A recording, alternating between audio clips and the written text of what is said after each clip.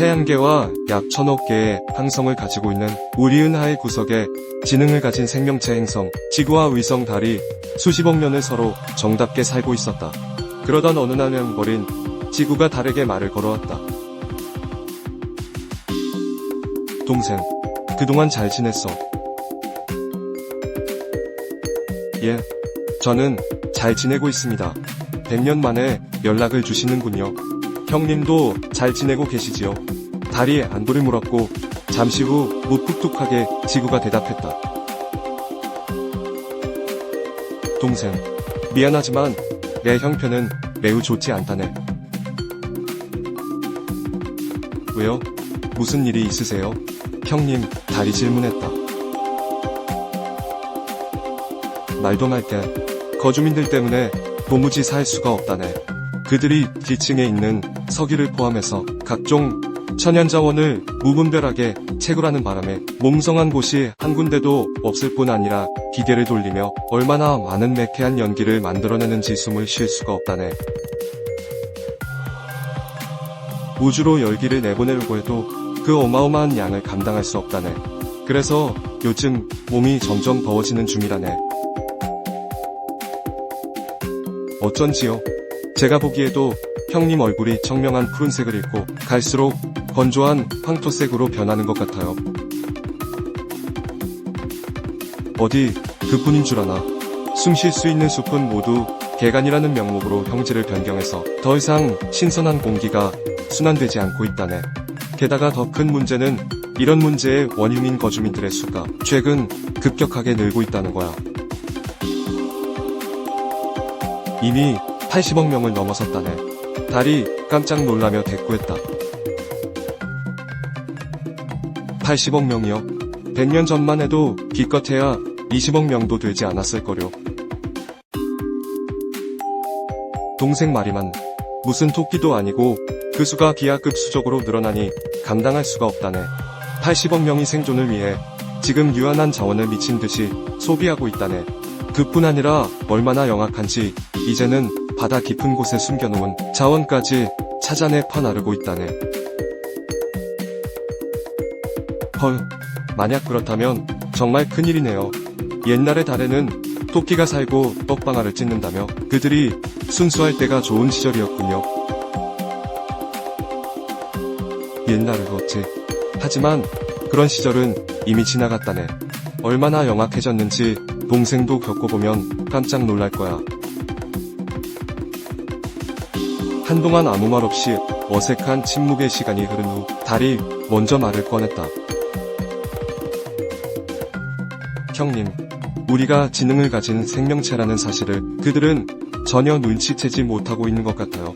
만약 눈치를 챘다면 이런 식의 무분별한 행동은 하지 않았을 겁니다. 알고도 이렇게 행동했다면 그건 악마의 자식들이나 할 짓이지. 지구가 화를 억누르며 대답했다.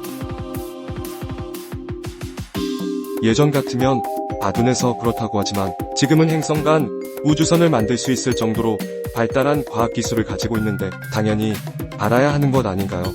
달이 꼴을 부리듯 말했다. 지구와 달이 단순한 암석 덩어리가 아닌 지능을 가진 생명체라는 것을 거주민들이 당연히 알고 있어야 하는 기본적인 사항이라는 달의 주장은 다음에 3가지 사실에 토대를 둔 것이다. 첫째, 달은 지구로부터 38만 4,400km 떨어진 지점에 존재한다. 달이 지구 주위를 타원 궤도로 돌기 때문에 매일 약간씩 가깝거나 멀어지지만 지구와 달의 중심축을 기준으로 놓으면 해당 거리가 된다. 그런데 우연히 해당 거리는 지구와 태양의 400분의 1 거리이며 동시에 태양 지름의 400분의 1이다. 따라서 개기의식이 발생하면 완벽히 달이 태양을 가릴 수 있는데 이런 경우가 발생할 확률은 로또를 3번 연속해서 당첨될 확률보다 작다. 따라서 지능을 가진 누군가 혹은 무엇이 인위적으로 개입했다고 보는 것이 타당한 견해이다. 둘째, 달의 크기는 지구의 4분의 1인데 이는 태양계에서 어머니 행성 대비 가장 큰 위성이다. 이는 자연적으로 발생할 확률이 현저히 낮아 누군가 혹은 무엇이 인공적으로 개입한 흔적으로 보는 것이 적절하다. 셋째, 지구와 달이 지능이 없고 단순히 암석으로 구성된 행성이라면 외부 충돌에 같은 반응을 보여야 한다. 하지만 소행성과 혜성이 달 표면에 충동할 때 형성된 분화구인 크레이터를 분석해보면 충돌 시 지구보다 달이 약 2배 정도 큰 소리를 내는 것을 알 수 있다. 이는 지구와 달이 서로 다른 요소로 구성되어 있다는 증거로 누군가 혹은 무엇이 인공적으로 만들었다는 합리적 의심을 하게 한다.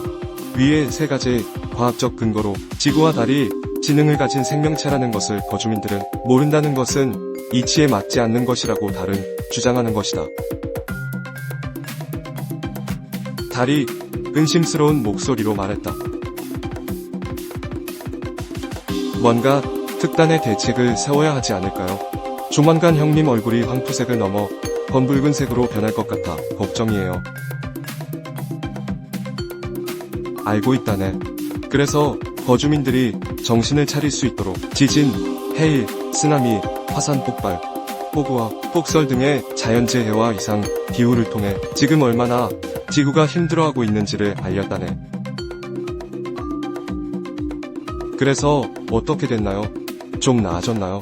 달이 궁금함을 참지 못하고 질문을 이어갔다. 웬걸? 잠시 온난화 문제가 어쩌고 저쩌고 호들갑을 떨더니 아무 일도 없었다는 듯 예전으로 돌아가더군. 형님, 무언가 더 강력한 대책이 필요할 것 같은데요. 침통한 표정으로 달이 말했다. 나도 자네와 똑같은 생각을 했다네.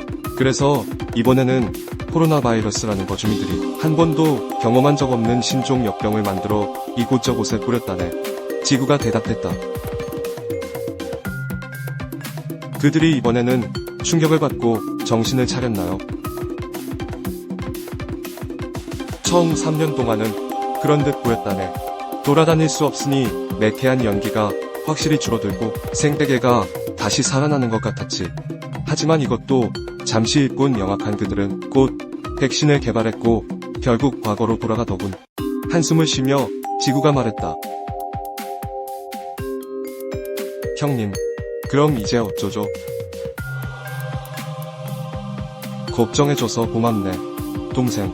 하지만 아직 최후의 수단이 남아있다네. 그것을 논의하고자 100년 만에 자네에게 연락을 취한 것이네. 최후의 수단이요? 달은 지구의 의도를 짐작조차 할 수 없었다. 지구가 결연한 목소리로 말했다. 최후의 수단은 오히려 간단하다네. 동생이 내 곁으로 조금만 가까이 다가와주면 된다네. 이해를 못하겠어요. 제가 형님 곁으로 다가가는 것이 배려심 없는 거주민들을 혼내는 것과 무슨 상관이 있나요? 달이 고개를 갸웃거리며 질문했다. 동생, 이번에 아예 거주민들을 없애버리기로 나는 마음먹었네. 탐욕에 눈이 멀어 고향 땅을 강간하는 잔인한 성품은 영원히 바뀌지 않는다는 것을 깨달았다네. 그들에게 더 이상 기회를 줄 수는 없다네. 어떻게 하려고 그러세요? 달이 질문했다. 간단하다네. 동생이 내 곁으로 조금만 더 가까이 와주면 서로의 중력에 의해 우리의 모양은 타원형으로 바뀌게 될 것이네. 형태의 변화에 따라 지표면은 모두 찢어지고 화산은 폭발하고 바다와 육지가 서로 자리바꿈을 할 것이고 산소의 상당량이 우주로 빠져나가고 그동안 태양광으로부터 거주민들을 보호해 주었던 북극과 남극의 자기장이 깨져 방사능 피폭이 발생하여 더는 지구의 생명체가 살 수 없을 것이라네. 너무 무서운 말씀이시네요. 타원형으로 변할 때 형님과 저도 엄청난 고통을 겪어야 할 텐데요. 달이 꺼림칙하며 말했다. 아마 그럴 것이야.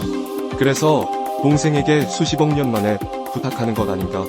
다른 방법이 없다네. 나를 좀 도와주게. 달은 지구의 6분의 1에 해당하는 상대적으로 가벼운 중력을 이용하여 거대한 바윗돌들을 뒷면으로 이동시키는 것으로 답변을 대신했다.